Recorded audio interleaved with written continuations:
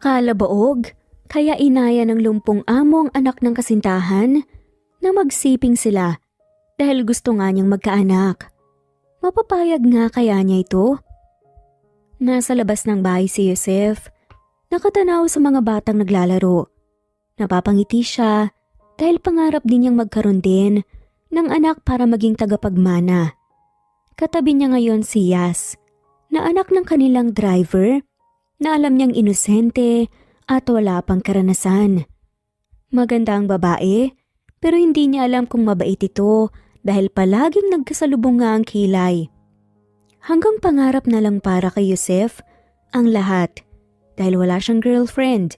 Siguro ay dahil lumpo nga siya. May kapansanan. Walang tumatanggap sa kanya. Gusto mo ba ng anak? Kanina pa kita napapansin na nakatingin dyan sa mga bata. Agad nga siyang tumingin sa dalaga at ngumiti ng pilit. Oo, pero malabong mangyari yun. Sa tingin ko nga baog na nga ako eh. Pero at isa pa wala naman akong karelasyon. Malungkot na saad nga ni Joseph. Tumangutango si Yas. Bakit nga pala wala kang nobya? Napatawa ng mahina si Joseph. Kung payag ka, sa'yo na lang ako makipagsiping para matupad kong pangarap ko. Parang natulig nga si Joseph nang makatikim nga siya ng malutong na sampal mula kay Yas. Ano? Baldado ko na nga't lahat-lahat eh. Nagpapakabastos ka pa dyan? Masama ang naging tingin ni Yas sa kanya sabay walk out. Naiwang napapailing na nga lamang si Joseph. Napakagatlabi na nga lamang siya. Dahil biro lang naman sana yung sa kanya. Pero tinotoo naman ng dalaga. Na-challenge si Joseph sa dalaga dahil mukha lang itong mabait pero may tinatago palang tapang. Kaya nang hindi na nga bumalik si Yas ay itinulak na nga niya ang kinauupo ang wheelchair. May diferensya kasi ang kaliwang binti ni Joseph. Bunga ng car accident na kinasasangkutan niya noon. Nagamot na pero hindi na bumalik sa dati ang lahat. Samantalang si Yas, nagkandahaba-haba na ang nguso sa pagkasimangot. Sobra siyang na-offense sa sinabi ni Joseph. Akala niya matino ito, yun pala may pagkamanyak din. Pagdating niya sa bahay ay dahan-dahan nga siyang pumasok sa loob ng bahay. Ang akala niya hindi siya makikita ng kanyang nanay. Nasaan yung tatay mo? Bakit mag-isa ka lang na umuwi? Tanong nga ni Mama Lumen. Pinasigla nga ni Yas ang kanyang sarili para ipakitang okay ang araw niya. Umuwi nga siya ng bahay nila para makapag-relax at mawala ang stress kahit papaano. Dinagdagan pa talaga ng lalaking yun. Hindi ko alam may. Pansamantala lang naman niya ito na ginagawa na sumama siya sa papa niya sa bahay ng amo nito. Kakaresign lang kasi niya sa pinagtatrabahuhan niya para maghanap nga ng bagong trabaho, yung magaan lang at walang toxic na katrabaho. Baka may inutos sa kanya ang amo niya. Saad nga ni Lumen. Siguro po, sagot na lamang ni Yas. Bandang hapon, dumating na ang Papa Jun niya na may dala nga itong pasalubong sa mama niya pati na rin para sa kanya. Napangiti na nga lamang si Yas nang makita niya sa sala ang lambingan ng magulang niya. May edad na nga ang mga ito pero parang hindi man lamang nawala ang tamis ng pagmamahalan.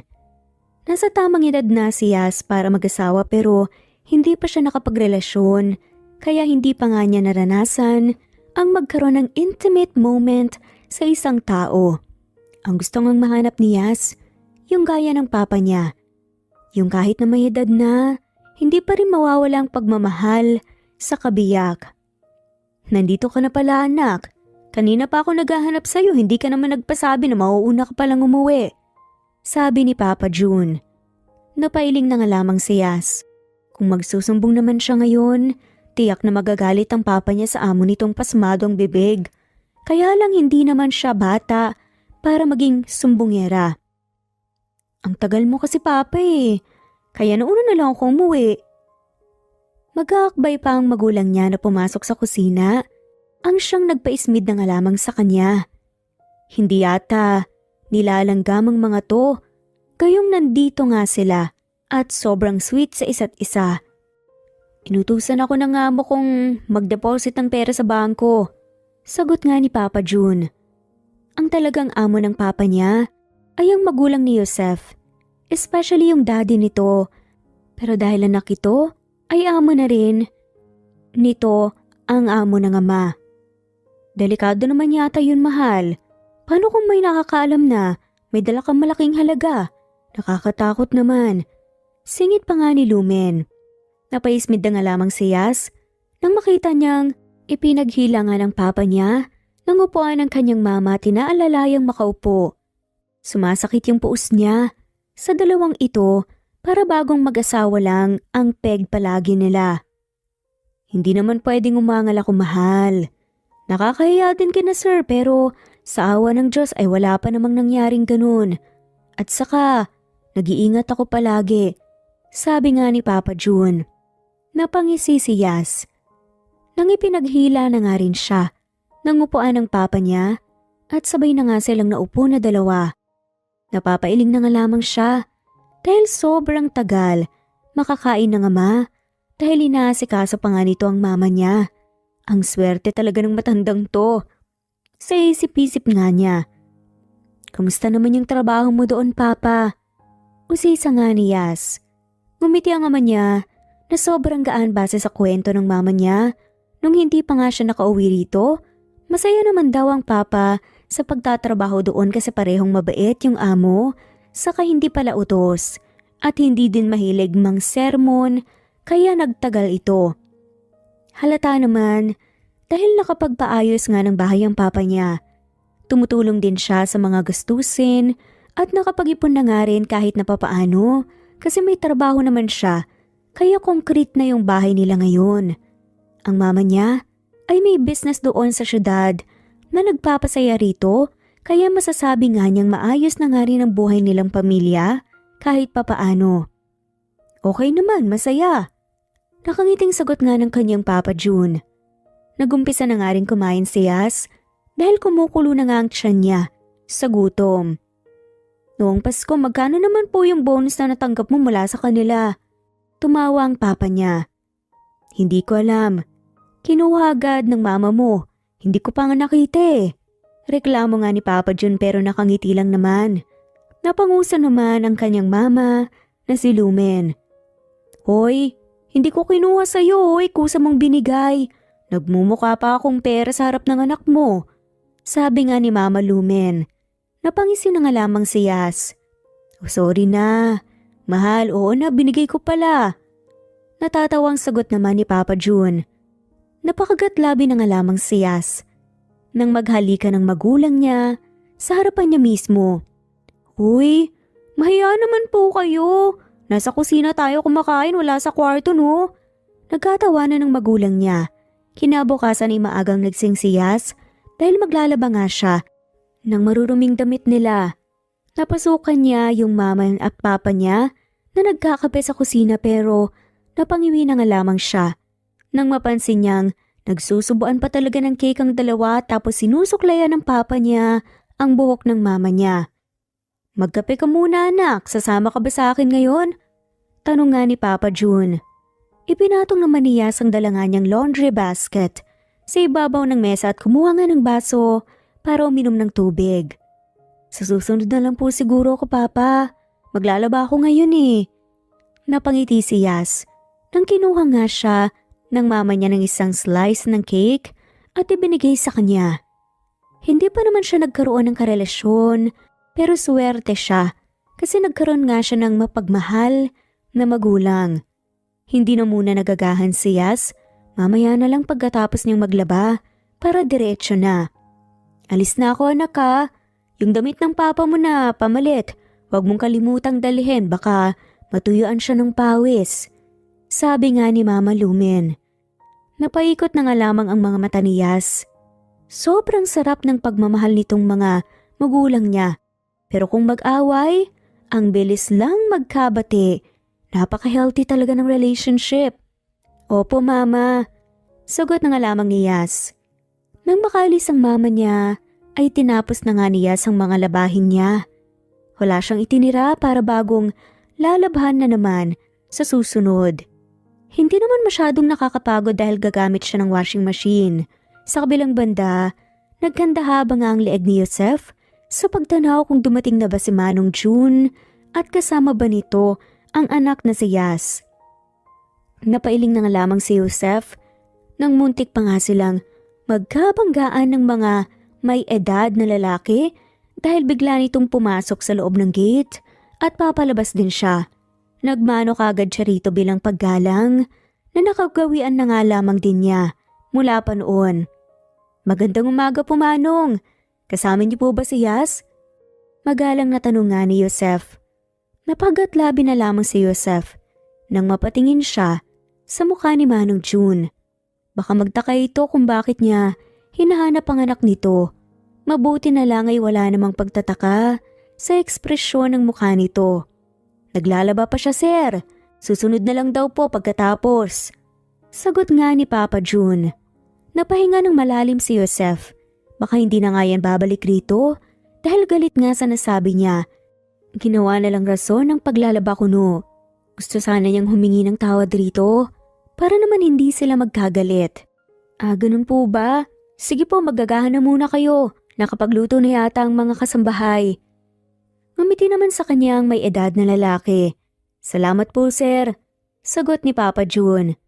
Nang tuluyan na nga makapasok sa loob ng bahay si Manong June, bumalik na nga rin si Joseph na paika-ika. Hindi na muna siya gumamit ng wheelchair dahil parang naging manipis na nga yung puwet niya sa kakaupo. Bumalik siya sa loob ng bahay at doon hinintay nga si Yas dahil baka matumba siya kung dito siya maghihintay hanggang mamaya. Habang si Yas ay naglinis muna siya ng bahay bago niya hatiran ng damit ang papa niya, hindi nga siya excited bumalik doon kasi naiinis pa rin siya. May hitsura nga pero napakabastos magsalita kaya ekis talaga at ayaw nga niyang maging kaibigan ng ganung lalaki. Nang matapos si Yas na nagbihis, nagpolvo lang siya at kaunting makeup. Hindi rin niya kanalimutan ng lipstick para hindi siya mamutla. Nang naging kontento na nga siya sa kanyang itsura, lumabas na nga siya ng bahay at nagabang nga ng taxi pagkatapos nga niyang mailak ang gate. 8:00 ng umaga nang makarating siya sa bahay ng amo ni Papa June.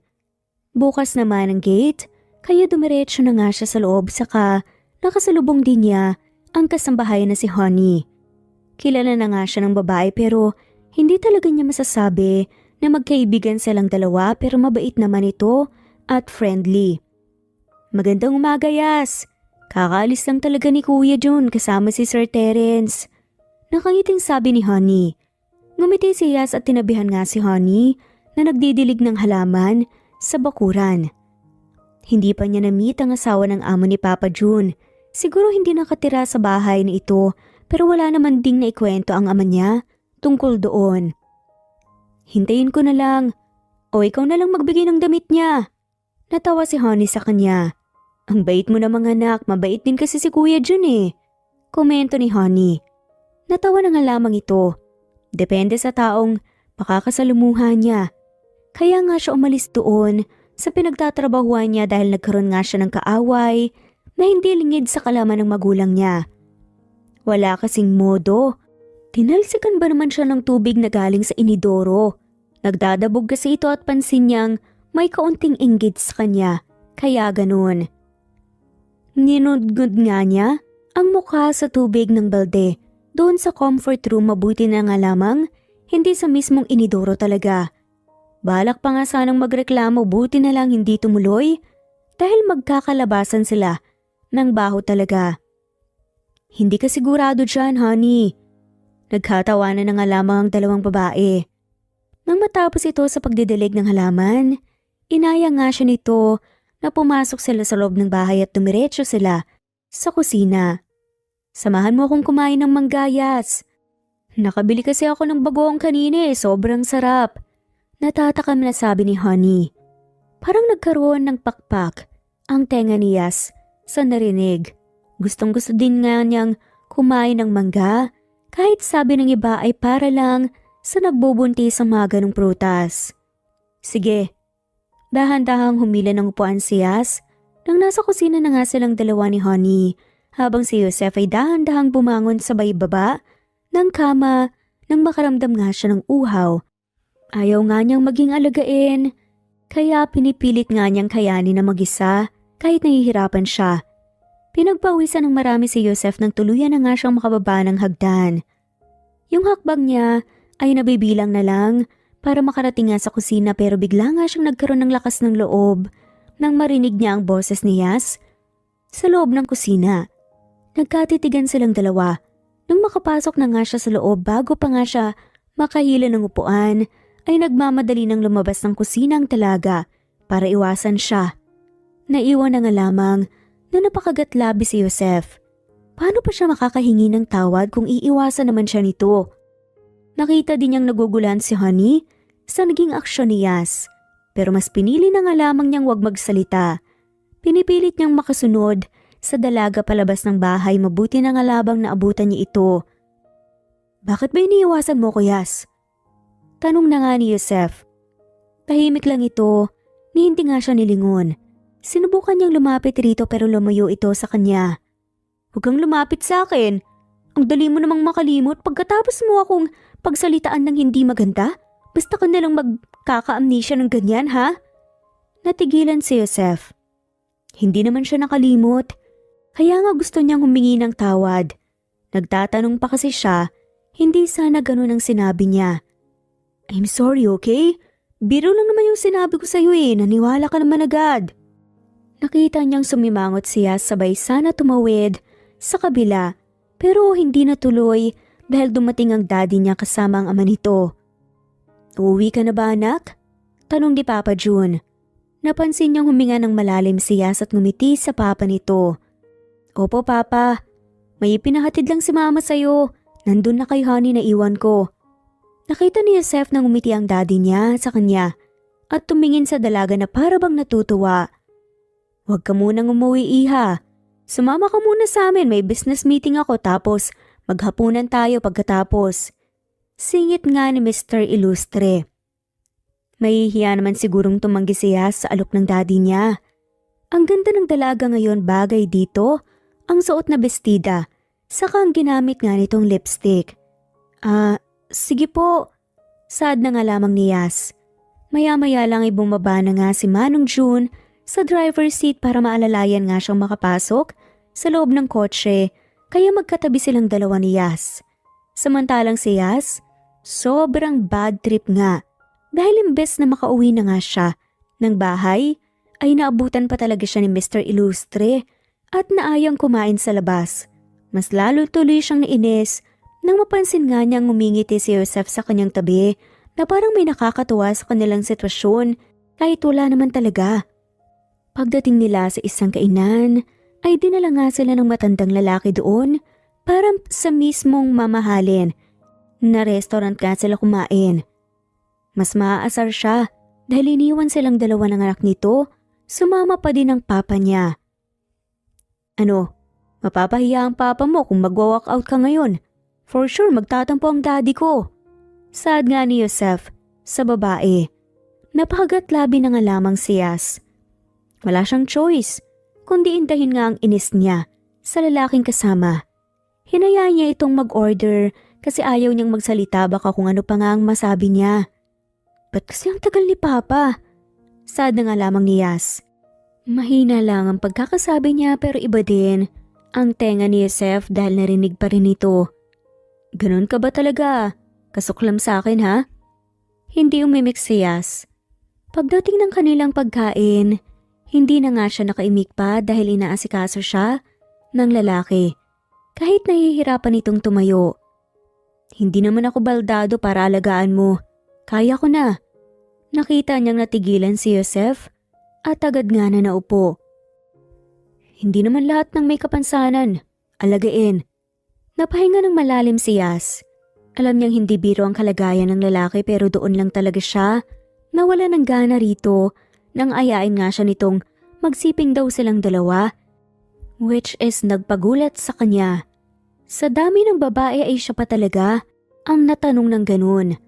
Ang laki pa naman ng respeto niya rito. I'm not referring to you. Isinali mo lang yung sarili mo. Kumain ka na nga para makauwi na ako. Napansin niyang yumuko si Joseph at nag-focus na nga lamang sa pagkain, kaya hindi na nga lamang rin siya umimik. Gusto niyang isipin nito na sinadya nga ni Mr. Ilustre na iwanan talaga silang dalawa ng anak nito sa loob ng restaurant. Dahil sobrang focus nga niya sa pagsubo, hindi na nga lamang niya namalayan na itinatali na pala ni Joseph ang kanyang buhok, kaya imbes na magalit ay mas pinili na nga lamang niyang manahimik. Isang buwan ang nakalipas, samantalang si Joseph ay nakaramdam na nga ng pagkainis dahil iniiwasan talaga siya ni Yas. Pero kahit ganun pa man, nagkaroon pa rin siya ng pagkakataon na makasama ito at makapag-bonding nga sila dahil sa random instances na nangyayari. Kahit ilang beses na nga siyang humingi ng tawad rito ay sobrang tigas ng talaga ng puso, kaya hindi na nga niya alam ang kanyang gagawin. Dahil sa iwasan na nangyayari, tuluyan na ngang na-in-love si Joseph kay Yas nang hindi nga niya namamalayan. Nagising na nga lamang siya isang umaga na ito na nga ang hinahanap-hanap ng kanyang mga mata, tapos malulungkot siya sa tuwing hindi ito pumupunta sa bahay nila. Araw ng Lunes ngayon, nasa loob lang ng kwarto si Joseph dahil wala nga siyang ganang lumabas ng kwarto. Wala din naman si Yas, kaya walang saysay kung tumambay siya sa baba. Maya-maya lang napakunot nga ang noo ni Joseph nang makarinig nga siya nang kumakatok sa pinto. "Sino yan?" "Ako po to, sir. Dumating po ang mami niyo at hinahanap ka. Kasama niya yung pinsan mong si Jason," sagot ni Honey. Hindi naman nagpasabi ang mami niya na darating ngayong araw at matagal nang nasa ibang bansa ang ina dahil doon ito nagtatrabaho bilang doktor. Hindi niya alam kung anong rason nito na umuwi ng ganitong buwan, gayong Pasko at Bagong Taon na hindi man lamang ito nagpakita. "Susunod ako, Honey," saad ni Joseph. "Sige po, sir," sabi ni Honey. Pagkaalis ng babae ay dahan-dahan ngang bumangon si Joseph. Kahit na kailan, hindi pa rin siya nasasanay sa sitwasyon niyang to. Balak niya sanang pumunta ng ibang bansa para doon nga ipagamot ang binti niya, pero hindi pa nga siya nagkaroon ng pagkakataon. Naligo muna si Joseph dahil parang nangangamoy pawis na nga siya. Naabutan na nga lamang siya ng hapon pero hindi pa nga siya nakapag-shower. Hindi pa nakaapak sa sahig ang kanyang binti ay tinulungan na nga siya ng mommy niya, sabay yakap sa kanya ng mahigpit. Napangiti na nga lamang si Joseph. Hindi siya pwedeng magtampo dahil hindi na nga siya bata.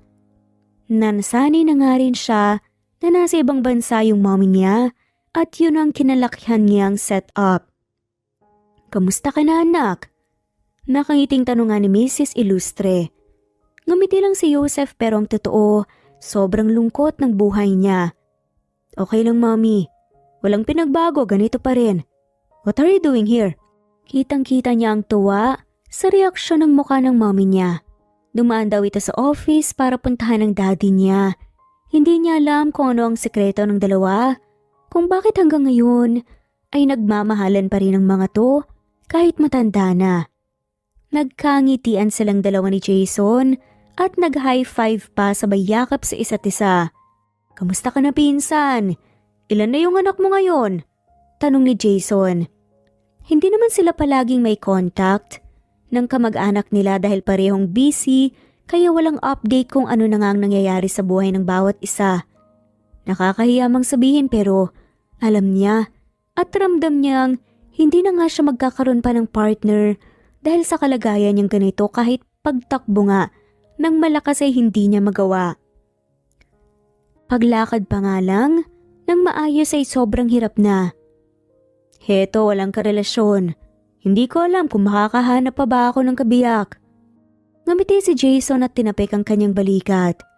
"Meron yan, pinsan. Huwag kang magalala dahil lahat tayo ay may inilaan ng Diyos para sa atin na kapareha."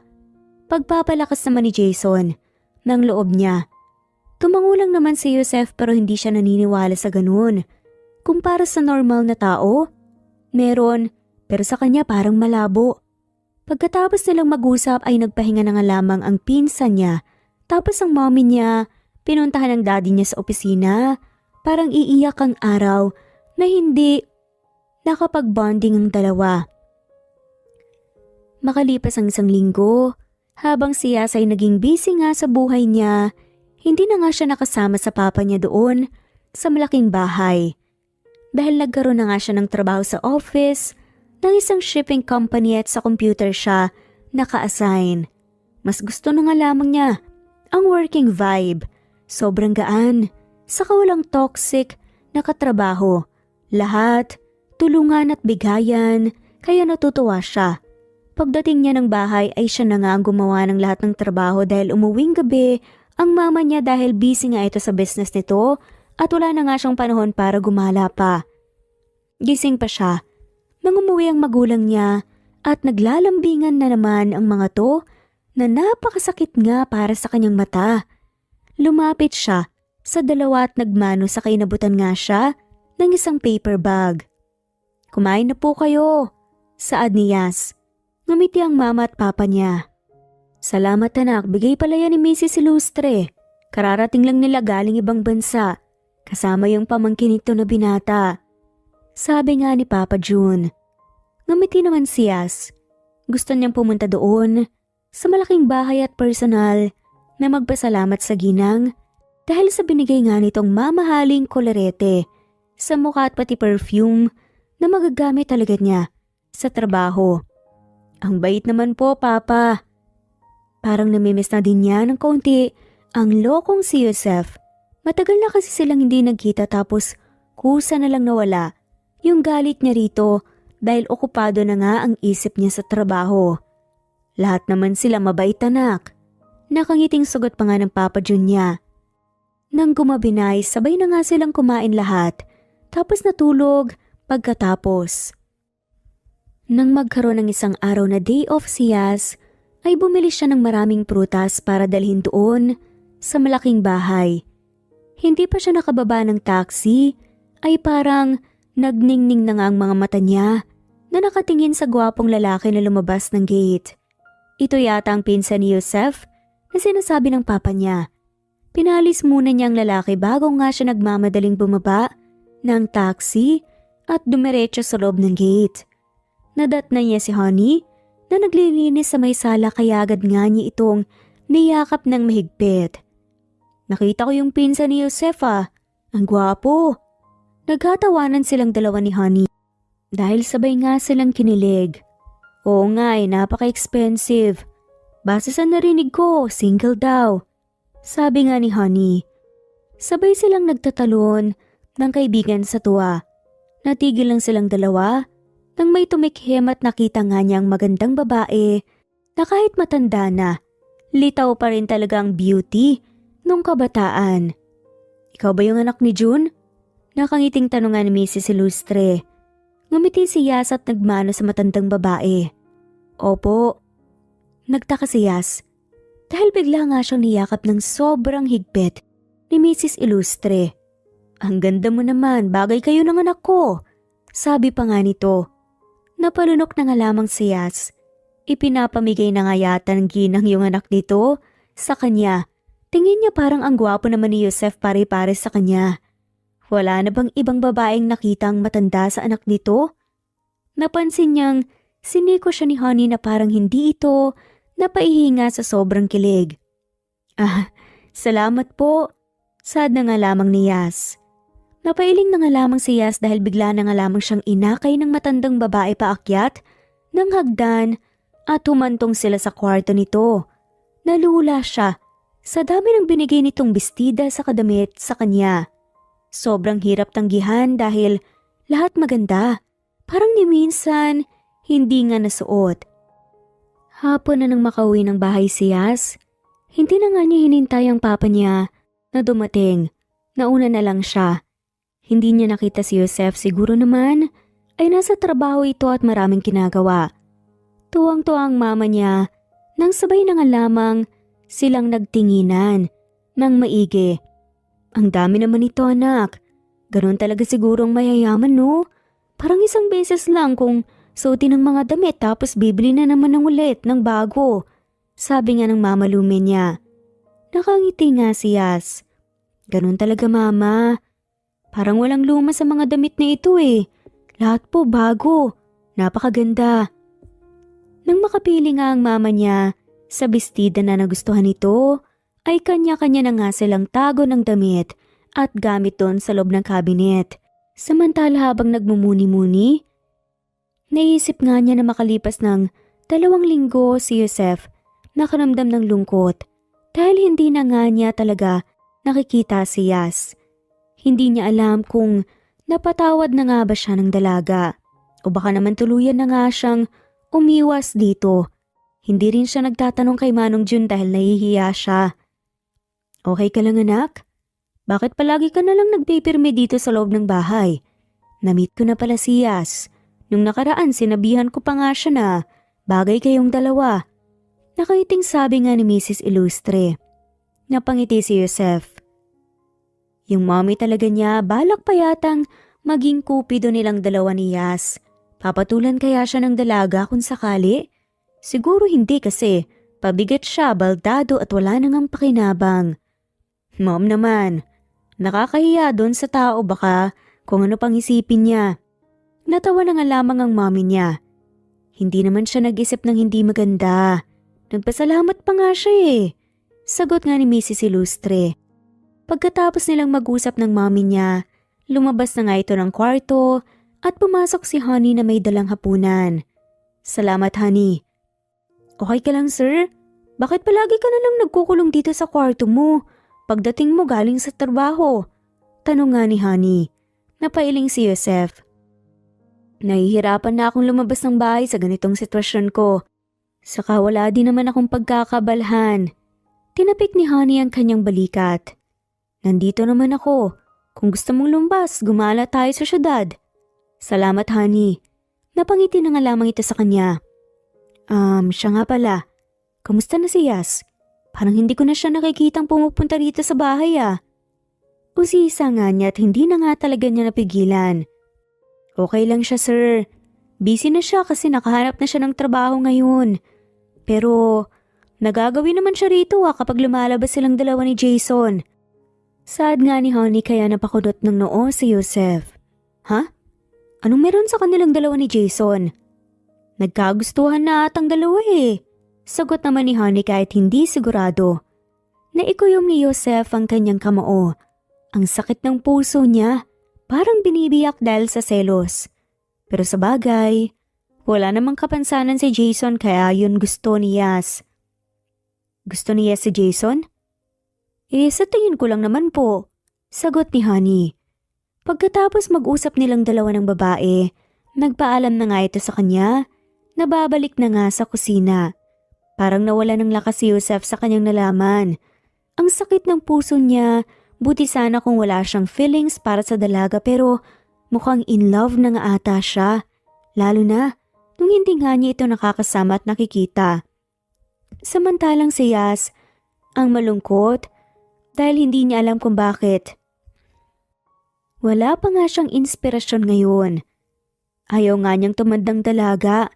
Kaya gusto na nga niyang makahanap ng the one, ng karelasyon na mapapakilig na nga lamang siya kagaya ng kanyang mga magulang. Gumala na nga lamang si Yas para makiiwas sa kanyang iniisip.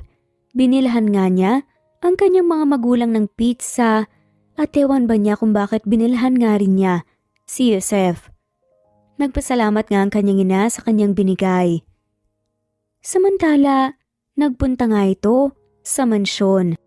Ang tamis ng ngiti ng dalaga na ipinagtataka naman ng mga andon.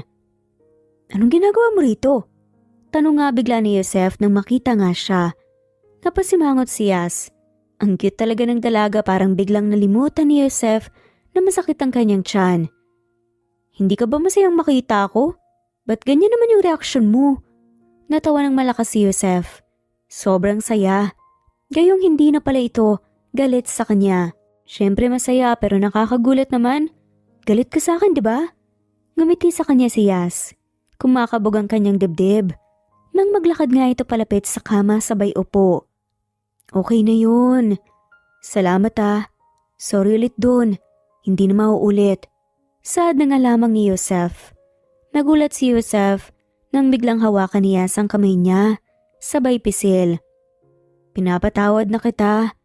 Dahil dyan, may dala akong regalo para sa'yo, sana magustuhan mo. Bigla naman parang tumulaw ng puso ni Yusef sa tuwa, pero aligaga siya at hindi alam ang kanyang gagawin. Tinanggap nito ang inabot nga sa kanya ni Yas na paper bag at tinignan kung anong laman. Napapikit na nga lamang si Yusef nang makita nga niya ang damit na andoon.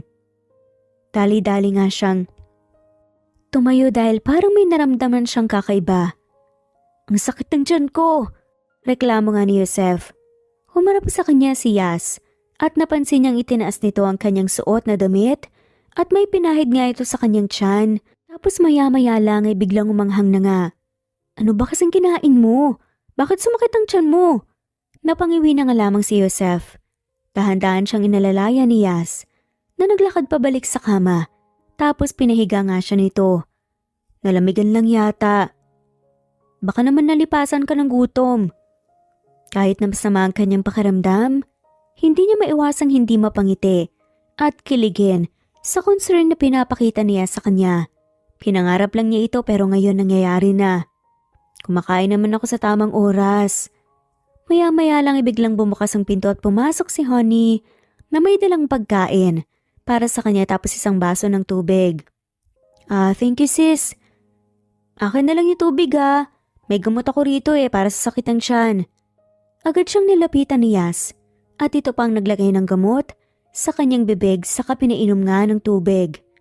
Napansin niyang umingiti sa kanya si Honey na parang kinikilig.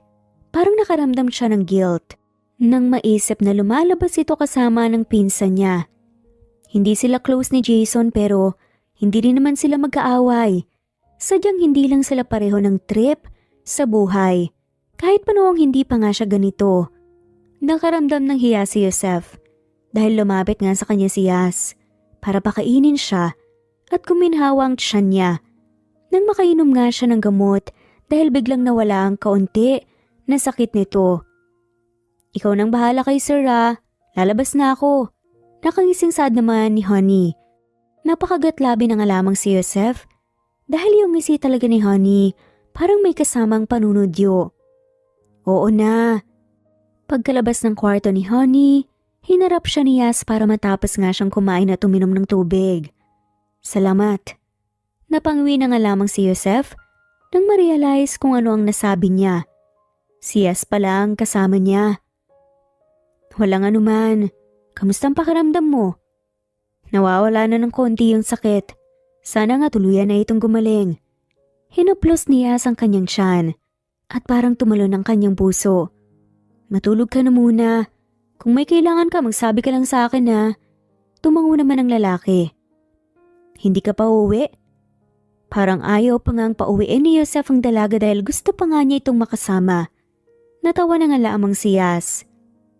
Ayaw mo na ba sa akin rito? Ba't parang pinapalayas mo ata ako?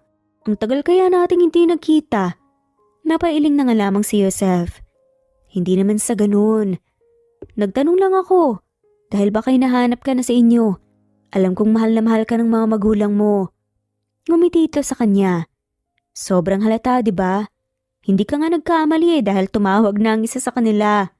Nagkatawanan na nga lamang silang dalawa nang tumunog ang cellphone nito. Sa Aling Lumen pala. Si Mama tumawag, sasagutin ko muna Tumango na nga lamang si Yusef. Pinapauwi ka na ba? Napangiti siya sa kanyang tanong. Hindi naman. Kinumusta lang. Never silang naging mahigpit sa akin mula pa noon. Gaya ng magulang niya ay sobra ding magmahalan ng mag-asawa. Hindi ka na magkakaasawa niyan. Napahalakak na nga lamang si Yas. Hindi ka sure Ikaw nga dyan walang karelasyon. Napangiwi na lamang si Yusef. Na back to you talaga siya. Pakailamera kasi. Choice kong wag munang makipagrelasyon. Sad nga ni Yusef. Hindi ko choice. Pero wala yata akong partner sa Book of Life Natawa na nga lamang si Yusef. Marami pang oras. Malay mo, nasa harapan mo lang. Bulong pa nga nito, kaya napalunok nga si Yusef. Mabuti na nga lamang, hindi masyadong narinig ni Yas, pero Nakatitig ito sa kanya. Teka, choice mong wag munang makapagrelasyon pero gusto mong magkaanak? Usisa nga niya. Napakagatlabi na nga lamang si Yosef dahil mababalikan na naman yung hindi nila pagkakaintindihan. Gusto ko lang talagang magkaroon ng anak. Inaakala ko nga na baog na ako eh. Pero yung pagaya ko sa'yo, biro lang yun ha. Gumiti sa kanya si Yas. Kailan mo ba gustong gawin natin? Sige, bigyan kita kahit ilan pa ang gusto mo. Natameme si Yosef sa narinig. Nanlalamig ang kanyang mga kamay at hindi nga siya nakuhuma sa pinagsasasabi ni Yas. Huwag kang magbiro ng ganyan, Yas. Natawa ng malakas siya sa sinabi niya. Hinawakan ng dalaga ang kamay niya sabay pisil. Alis na nga ako, magpahinga ka na. Tumango naman si Yosef. Habang si Yas ay sobrang lapad ng pagkakangiti, sabay kagatlabi pa nga dahil nahiya nga siya sa pinagsasasabi niya kanina. Napailing na nga lamang siya nang makasalubong niya ang mommy ni Yosef na papaakyat ng hagdan. Ang tamis ng naging ngiti nito, nagtataka nga siya kung bakit ganun. Nagtaka siya dahil bigla nga siya nitong niyakap ng mahigpit. Nagpasalamat pala dahil inaalagaan daw nito si Yosef. Magandang gabi anak. Bati nga ng kanyang ama nang makauwi nga si Yas. Ganun din sa iyo papa, bakit nandito po kayo sa labas? Hinihintay ko ang mama mo bumili ng barbecue doon sa unahan. Sagot nga ng kanyang papa si Yas. Sige po papa. Bago pa makapasok sa loob ng gate si Yas, ay tinawag nga siya ng kanyang papa. Kailan mo kami bibigyan ng apo anak? Sobrang lungkot ng bahay. Mga kumpare ko ang dami ng binabantay ang bate, tsaka mas masaya pag may bata sa bahay. Tanong pa nga ng papa niya. Napakagatlabi na nga lamang si Yas. Hindi niya alam na may ganito palang iniisip ang magulang niya tungkol sa kanya. Kasalanan din naman ng mga to kung bakit siya mag-isa. Yung inuluwal kung marami pa sana sila ay may mga apo na nga ito. Hindi ko alam papa. Wala nga akong boyfriend eh. Natawa naman ang Papa Junya sa sinabi niya. Bilisan mo nang mag-boyfriend. Para naman maabutan pa namin yung mga apo namin sa'yo. Utos nga ng kanyang ama. Oo na lang po. Hindi naman nakaramdam ng pressure siya sa sinabi ng papa niya. Dahil ngayon lang naman ito nag-open up. Hindi naman palagi. Hindi rin niya pipilitin ang sarili niya na makipagrelasyon para mabigyan ng mga apo ang magulang niya. Gusto niyang piliing mabuti kung sa tamang tao ba siya mapupunta. Sa sumunod na 2 linggo ay dumalaw ulit siya sa malaking bahay at napagkasunduan kasi nilang dalawa ni Honey na gagala sila ngayon. Dahil nagkasabay ang kanilang day off. Sakto din na payday. Pagdating niya ay dumiretso na nga siya sa pagpasok sa gate. Dahil hindi naman nakalock tapos may gwardiya namang nagbabantay. Walang tao sa may sala kaya dumiretso na nga siya. Sa may kusina at doon nangalatat na niya si Yosef na kumakain. Sobrang tamis ng ngiti ng lalaki sa kanya. Kaya natigilan nga si Yas.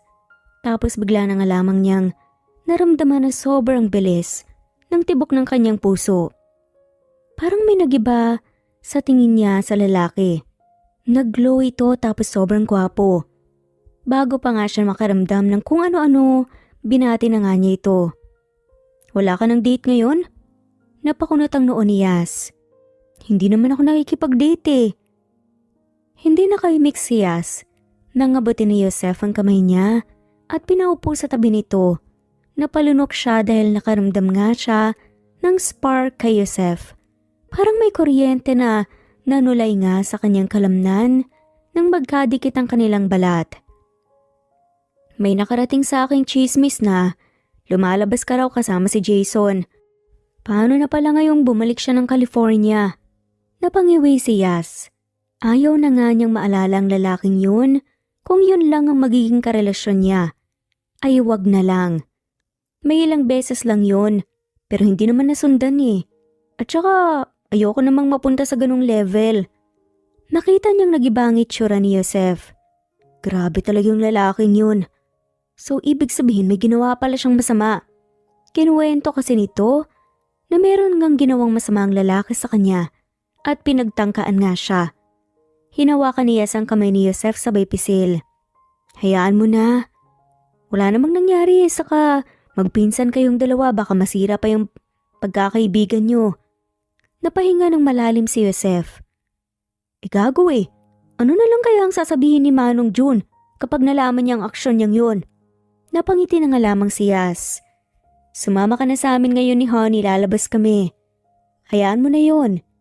Napansin niyang napasimangot si Joseph. Hindi na. Nagiging pabigat pa ako eh. Inakbayan nga niya si Joseph. Sige na. Mag-enjoy ka naman paminsan-minsan. Aalalayan kita para hindi ka na mapagod pa. Parang tumulo naman ang puso ni Joseph dahil sa sinabi nito. Habang si Joseph ay napakagatlabi na nga lamang dahil hindi nga niya kayang tanggihan ang nangungusap na mga mata ng dalaga at nang akbayan na nga niya ito. Nadarama niya kasi na parang magiging pabigat siya pero hindi naman yun ang pinaramdam ng babae. Sige, maliligo muna ako. Nagkatinginan nga ang dalawang babae. Sir, sasama po talaga kayo? Nagtatakang saad nga ni Honey at tumango na nga lamang ito. Nagkatawanan nga sila nang nagpakipot pa nga si Joseph. Dahan-dahang naglakad na nga palabas ng kusina si Joseph at parang nagiinit ang pisngi niya sa sobrang hiya. Ako nang maghahanap ng damit para sa'yo. Saad ni Yas pagkatapos nga nitong maligo. Hindi ka na sana nagkapala pa. Saad ni Joseph. Ngumiti si Yas sabay kindat sa kanya. Yung puso ni Joseph lumundag ng todo-todo sa ginagawang pag-aalaga ng dalaga sa kanya. Buti sana kung dalawa lang tayo nga alis. Nagmamaktol yung kasama mo rito sa bahay dahil may kikitain daw siya ngayon, kaya pinauna ko na. Natawa na nga lamang sa isip niya si Joseph. Naintindihan niyang nadarama ni Honey na excitement. Magmula ng aksidenteng kinasangkutan ni Joseph at maging ganito ang kalagayan niya, nawalan na nga siya ng kumpiyansa sa sarili. Pero ngayong kasama niya si Yas ay parang unti-unti nga yung bumabalik. Mabuti na lang hindi ka sumama sa kanya. Ngumiti si Yas. Akong nagaya sa'yo na lumabas tapos iiwan kita.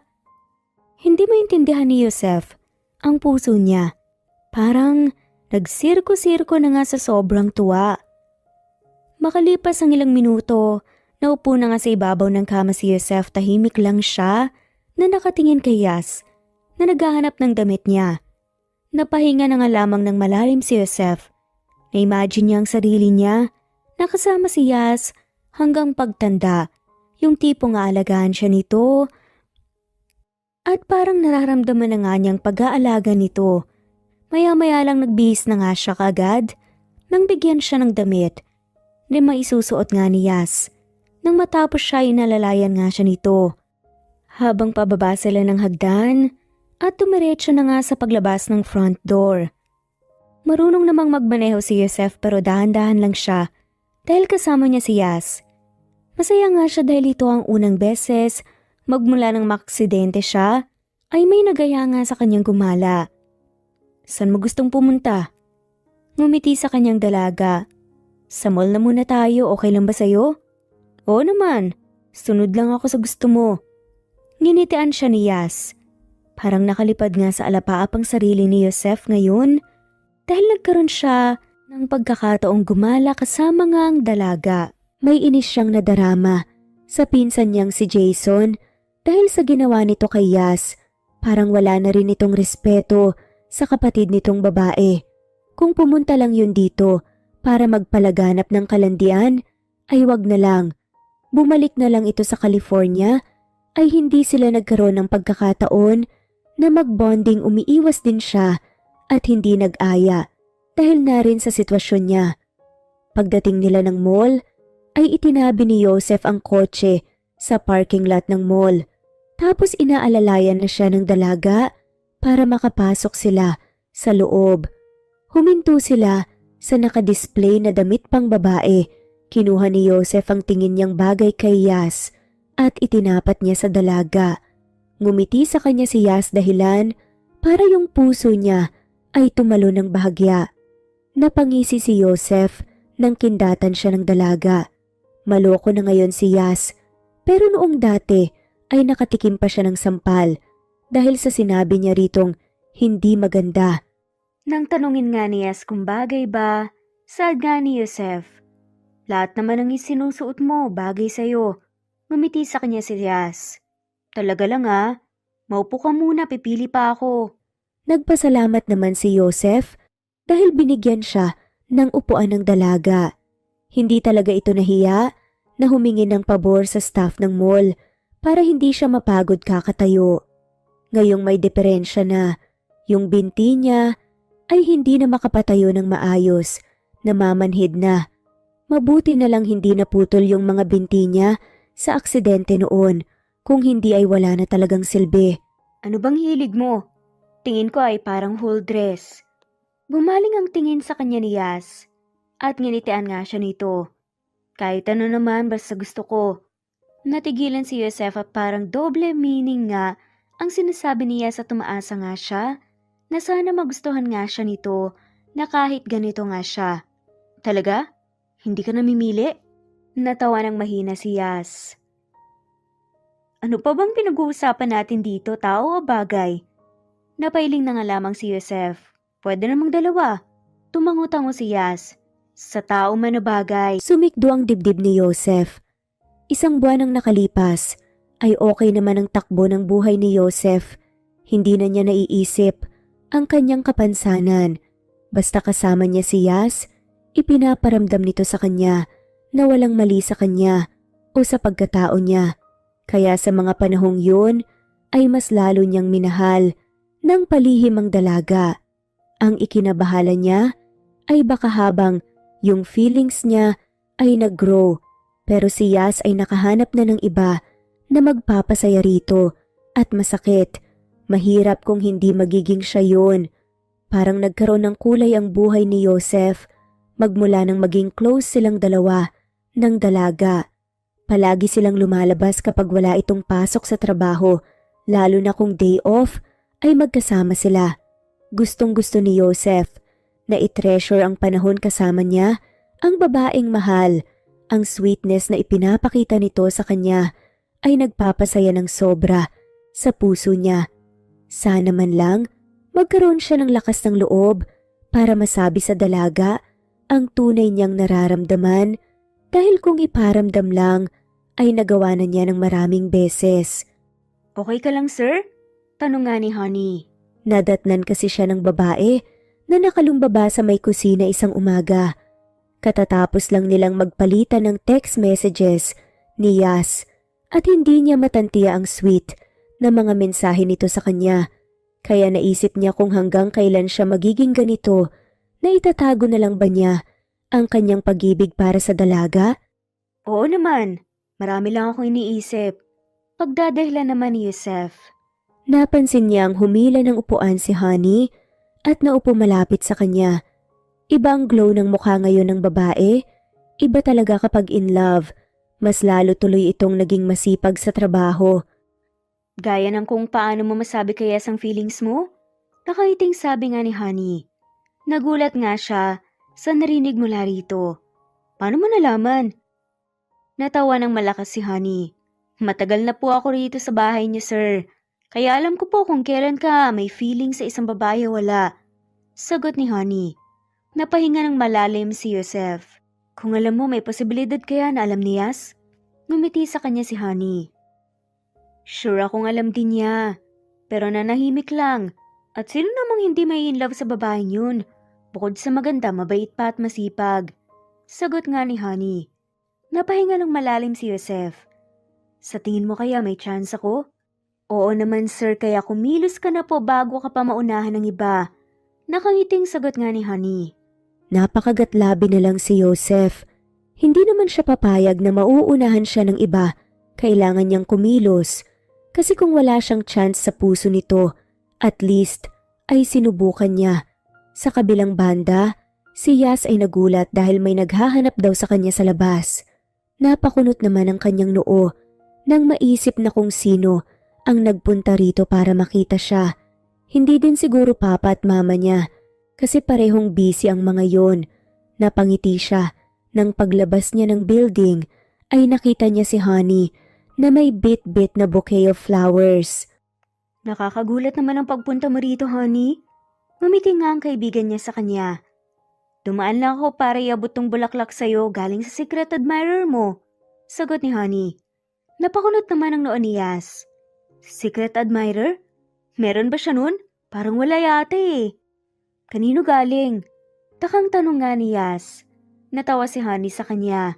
Actually, si Joseph ang nagutos sa akin na ibigay ito sa'yo. Sambit ni Honey. Napakunot ang noo ni Yas. Bakit may pabulaklak ang lalaking yun? Para saan kaya? Yung puso niya ay hindi mapakali. Tapos ang utak niya ay kung ano-ano na lang ang iniisip. Ayaw niyang isipin na dahil sa ginagawa niyang pakikipaglapit kay Joseph ay naging daan para mabuksan ang puso niya para sa lalaki. Pero nandun na siya. Hulog na ang kanyang pakiramdam kaya hindi na niya pwedeng pigilan ang kanyang sarili. Para saan daw to? Tanong nga ni Yas. Umikot ang mga mata ni Honey sa kanya. Ewan ko sa inyo. Tigilan niyo na nga yung paglalaro ng tagu-taguan. Napakagatlabi na nga lamang si Yas. Nang maintindihan niya ang ibig sabihin ni Honey. Sana maging totoo na pareho rin sila ng feelings ni Joseph. Baka binigyan lang siya ng flowers dahil natutuwa ito sa kanya. Napatawa na lang si Yas nang samaan siya ng tingin ni Honey habang naglalakad dito palayo sa kanya. Sa sumunod na linggo ay nagtuloy-tuloy na ang pagpapadala ng bulaklak ni Joseph sa kanya na para bang nanliligaw, may kasama pang kung ano-anong regalo. Ang mga chocolates nga ay sobrang dami na inilagay niya sa loob ng chocolates, tapos ang iba ay nasa ref para hindi matunaw. Yung puso ni Yas ay nagtatalon sa tuwa, kampante ang kanyang puso na alam niyang ganun nga ang hangarin ni Joseph sa kanya. Ginawa pang delivery woman si Honey, masaya naman ang kaibigan dahil nakakaipon daw ito ng pera dahil sa tip mula sa amo nito. Hindi pa sila nakapagkita ni Joseph kasi busy pa siya sa trabaho at hindi pa siya nagkaroon ng day off ngayong buwan. Samantalang si Joseph ay aligaga sa kanyang opisina. Hindi niya alam kung ano ang gagawin niya.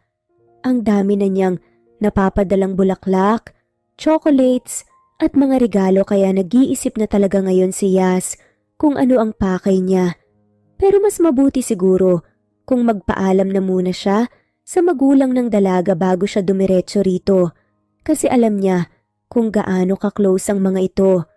Nang gumabi ay pumabor kay Joseph ang panahon dahil nahuli ng uwi si Yas sa bahay nila kaya nagkaroon siya ng pagkakataon na pumunta para makausap ang mag-asawa. Nanginginig ang kalamnan ni Joseph, parang umurong yung tapang niya. Ngayong nandito na siya sa labas ng bahay ni Yas. Pero kailangan niyang lakasan ang loob niya para naman malaman niya kung magugustuhan ba siya ng magulang ni Yas. Yun kasi ang pinaka-importante. Sir Joseph? Anong ginagawa mo rito? Gulat na tanong ni Papa June. Napahinga ng malalim si Joseph. Yung tuhod niya ay ramdam niya ang nginig doon pero ngumiti siya sa matandang lalaki sa mano rito. Magandang gabi po. Bati nga ni Joseph. Lumabas din ng gate ang may bahay ng matanda, kaya nagmano din siya. Napangiti na lang si Joseph dahil inaya siya ng nanay ni Yas na pumasok sa loob para doon niya hintayin ang dalaga. Napansin ni Joseph ang titig sa kanya ni Manong June. Hindi niya alam kung ano ang iniisip nito sa kanya. Hintayin mo na lang muna si Yas dito, sir. Malilate daw siya. Sabi nga ni Papa June. Napailing na nga lamang si Joseph. Joseph na lang po ang totoo niyan. Kayo po talaga ang sadya ko. Kasi bala ko po sanang magpaalam na ligawan po si Yas. At dito na nga nagtatapos ang simpleng kwento nila Cyrus dahil ito ang unang beses niyang magpaalam sa magulang ng babaeng mahal niya. Parang gusto na lang niyang magpalamon sa kanyang kinauupaon. Naramdaman na lang niya na tinapik ni Manong June ang kanyang balikat. Nang tingnan niya ang nanay ni Yas, ay sobrang tamis ng pagkakangiti nito. Oo naman, walang problema. Nasa tamang edad na kayong dalawa. Gusto ko nga magkaapo na kaagad para maabutan pa namin. Nakangiting sagot ni Papa June. Nawala yung kaba ni Joseph na kanina pa niya naramdaman. Natawa na lang siya ng malakas, nawala sa oras. Pati ang matandang babae ay tumatango pa bilang pagsang-ayon. Kung papalarin po ay kahit ilan pa pong anak, salamat po. Natutuwang saad nga ni Joseph. Ngumiti ang mag-asawa sa kanya, sabay tapik sa kanyang balikat. Nakapagpaalam na nga siya, pero ang problema kung papayag kaya si Yas, naligawan niya ito. Malalaman niya yan kapag magkausap na sila ulit. Makalipas ang 1 linggo, habang si Yas ay nagkaroon ng 1 araw, napahinga, kaya natulog talaga siya ng mabuti. Ang tahimik ng buong bahay dahil mag-isa lang ngayon dito kasi yung papa at mama niya ay nasa kanya-kanyang trabaho. Maya-maya lang ay may narinig siyang bumubusina sa labas ng bahay nila kaya dali-dali siyang bumangon sabay labas ng kwarto. Pagkalabas niya ng gate ay nagulat siya dahil si Joseph pala ang kanyang nakikita. Sa sobrang tuwa ni Yas ay tinakbo niya ang distansya nilang dalawa, sabay yakap rito ng sobrang higpit. Napakagatlabi na lang si Yas nang ma-realize na parang mali ang kanyang aksyon. Sa ginawa niya ngayon mukha siyang girlfriend na namimiss ang kanyang boyfriend dahil matagal silang hindi nagkikita. Sorry, sad nga ni Yas. Agad siyang kumalas sa lalaki nang maisip na wala pala siyang suot na bra. Nayakap na lang niya ang kanyang sarili bigla sa hiya. Napasimangot si Joseph nang tingnan niya ito at hindi niya alam kung bakit. Pagkatapos mo akong yakapin ng mahigpit at iparamdam sa akin na sobra mo akong namiss, hihingi ka ng sorry? Nagustuhan ko nga ang yakap mo eh. Pili yung sad pa nga ni Joseph. Napaikot na lang ang mga mata ni Yas nang makuha niya ang ibig sabihin ng lalaki. Tinampal niya ang balikat ng lalaki at kinurot ang tagiliran nito kasi nahihiya siya. Ang sama mo naman. Napangisi si Joseph. Sa sobrang excited mo bang makita ko, hindi ka na nakapagsuot ng bra? Pili yung saad nga ni Joseph at napailing na nga lamang si Yas. Hindi ko naman alam na ikaw yung dumating eh. Akala ko si Papa lang. Grabe ka ah. Ang dami nang pwede mong mapansin, yung dibdib ko pa talaga. Natigilan naman si Yas dahil bigla nga siyang niyakap ng mahigpit ni Joseph. I miss you. Dahil dyan, lumabas tayo, treat ko naman this time. Napangiti si Yas at sobrang saya ng kanyang puso. Oo na, sige na magbibihis lang ako. Habang si Joseph ay tumango naman bilang pagsang-ayon. 1 oras ang nakalipas ay nasa syudad na silang dalawa. Dinala niya si Yas kung saan maraming rides na pagpipilian sinakyan nila lahat para mag-enjoy sila ng sobra at kitang-kita niya na masaya si Yas. Salamat dahil pumayag kang samahan ako. Alam naman din ni Manong June kung nasan tayo dahil nagpaalam ako sa kanya kanina. Ngumiti si Yas at nasa loob nga sila ng kotse ngayon. Kasi papauwi na nga sila, hindi na nga sila pwedeng magstay ng matagal kasi malalim na ang gabi, kanina pa sila rito. Kahit wag ka nang magpaalam, okay lang. Bilang respeto ko na rin sa kanila kaya ginagawa ko na. Alam ko kung gaano ka ka-close sa mga magulang mo. Maya-maya lang hinawakan ni Joseph ang kamay ni Yas at dinala nga niya sa kanyang bibig at hinalikan ito. Napangiti si Yas. Salamat. Ngumiti si Joseph at hinawakan niya ang pisngi ng dalaga. Siguro naman marami ka na ang haka-haka kung bakit kita binigyan ng mga flowers at mga present, tama? Tumingin sa kanya si Yas at tumango. Salamat na pagastos ka patuloy. I don't mind. Gusto ko lang sabihin sa'yo na gusto kita at gusto kong iparamdam na mahal kita. Pwede ba ako manligaw sa'yo? Nginitian siya ni Yas. Oo naman. Sincere na saad nga ni Yas. Tuwang-tuwa si Joseph na napayakap ng mahigpit kay Yas.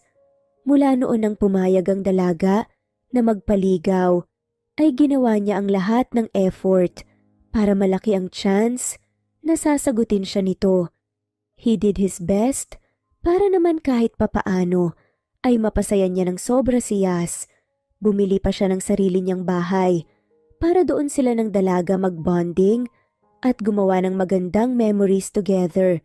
Sa sumunod na buwan, samantalang si Yas ay palagi na siyang tinutukso ng magulang niya kay Joseph.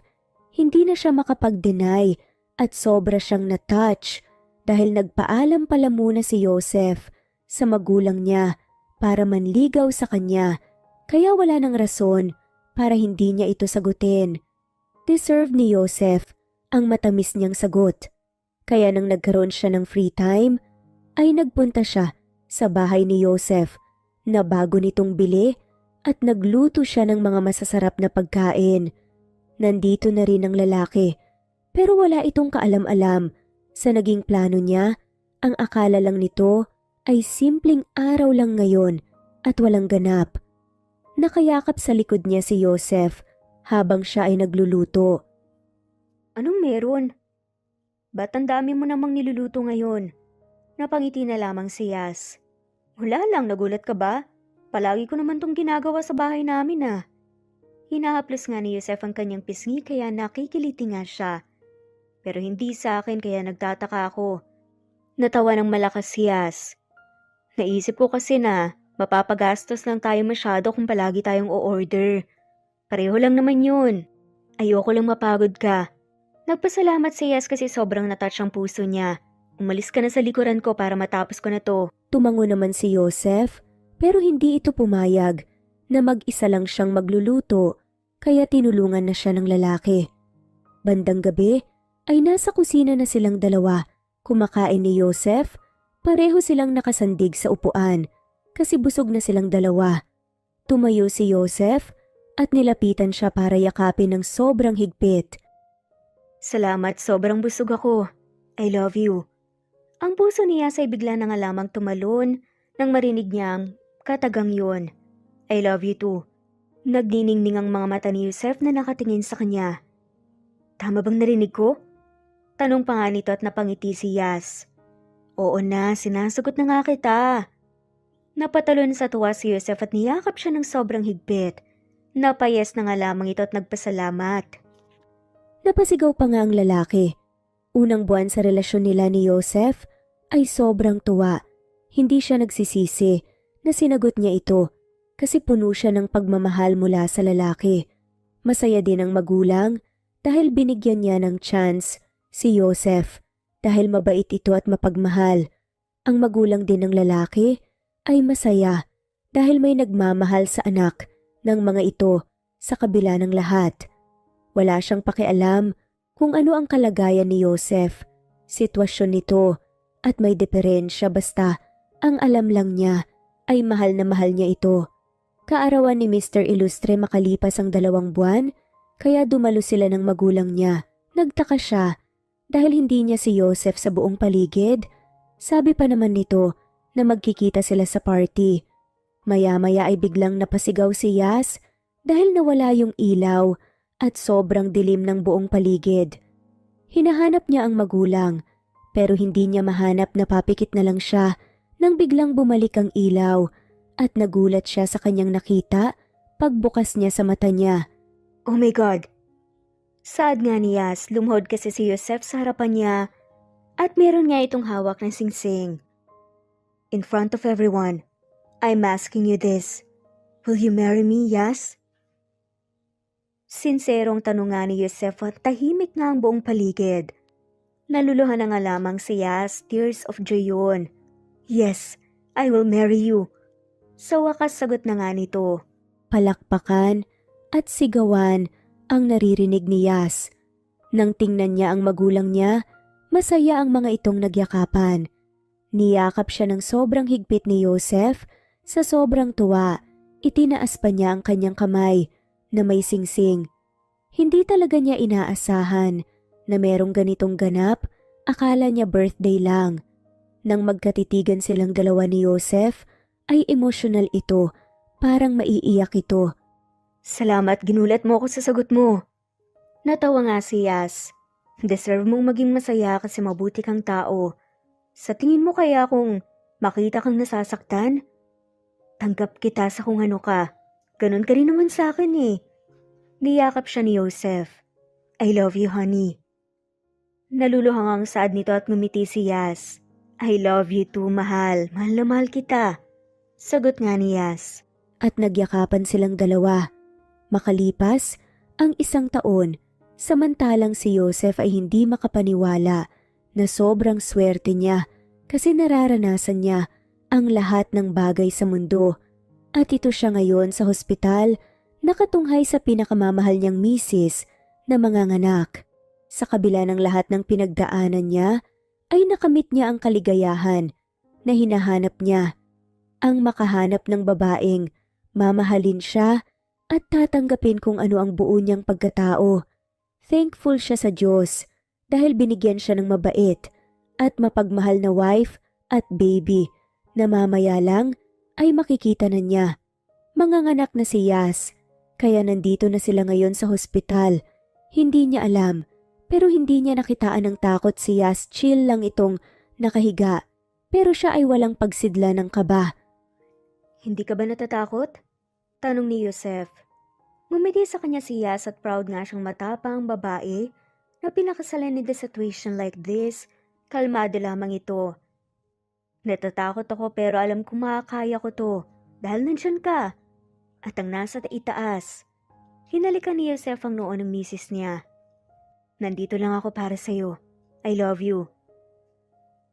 I love you too. Sagutan nga nila. Maya-maya lang ay dinala na sa labor room si Yas. Hindi siya sumama dahil nanginginig na ang kanyang mga tuhod. Tumulo ang kanyang mga luha nang marinig niya ang iyak ng sanggol mula sa loob ng kwarto. Pagpasok ni Joseph ay katabi na ni Yas ang cute nilang anak. Congratulations, honey. Lumapit siya kay Yas at hinalikan ito sa labi. Sabay tunghay nga sa anak nila. Ang cute. We have a baby boy, kamukha mo. Masayang saad nga ni Yas. Masayang masaya si Joseph. Ito yung pangarap niya noon at ngayon ay nangyari na. Nagpasalamat siya ng paulit-ulit sa misis niya. Nagkangitian silang dalawa ni Yas at nagyakapan. Namuhay nga ang kanilang pamilya ng masaya at puno nga ng pagmamahal. At dito na nga po nagtatapos ang kwentong pagmamahalan nila Joseph at Yas. Maraming salamat po sa lahat na walang sawang sumusubaybay at shoutout po sa mga sumusunod. Veronica Briseño, Violeta Murillo, Teresita, Teresa Bulie, Christine Flores, Nesbeth Hanaban, Flor Salvalion, Kuwait, Raquel Labay, Kuya Atok, Lani Pardillo, Eva Violeta, Presbyteros Rose, Amy Regalado, Teresita, Pres Cavilla Havana, Precious, Lilian Nobebe, Eli Evangelista Anderson, Marziel Arcilias, Rosemary Palaganas, Rose Martinito, Ding Liege, Alexa Gomez, Jomira Bueno, Amy Fenovares, Irma Emma, Lali Emralino, Tortillas Gaming, Matea Estrera, Annalie Flor, Rosemary Tinito, Rosemary Palaganas, Excelsis Tagala, Emily Kinlog, Rosemary, MM, Penning Escal, Neri Cabangon, Lucia Baldo, Rosemary Vasquez, Londono Villas, Faye, Rosemary, Angelo, Vicky Adlaon, Mercy Villantes, Rezeline Unday, Allen, Ace, Nino Regidor, Jeyo Cadtec, Escapades Matilda, Irma Valerio, Agustina Aniceto, Cecilia Alvior, Naitan Canada, Lily Roda Barcial, Eli Ramirez, Doris Day Pangan, Lynn Lee of Macau, Reyes, Rebecca Tezuka, Noel Macero, Rizalina Credo, Mitchie Karch, Romel Carion, Juliet Panlilio, Lynn, Merlilyn Zenny Marion, Benoni Anya Lucas from Bacolod City, Merlina Aparata, Annalyn Nantes, Flordette, Lorena Utod, Faye, Anita Hernando, Rochan Rodriguez, Dolly Bedonia, Lolita Sikat, Avelina Bores, Josephine Abatayo, Rose Martinito, Mabel Sabug, Annie Hoson, Lorna Aguba, Emma Ruth Peniro, Maria Girly Gakutan, Elia Evangelista Anderson, Editha Tiksay de Vera, Catherine Manadero, Veronica Di Maano, Dolly Bedonia Marites Nitura, Rosemary Floranda, May Vlog TV, Camindanao, Emelda Rico Hermoso, Ana Victoria, Emily Kinlog, Vin, Ellie Joy Perez, Bianca, Annie, Angelina Bondok, Berry from Canada, Rosario Saludsod, Ellie Manalili,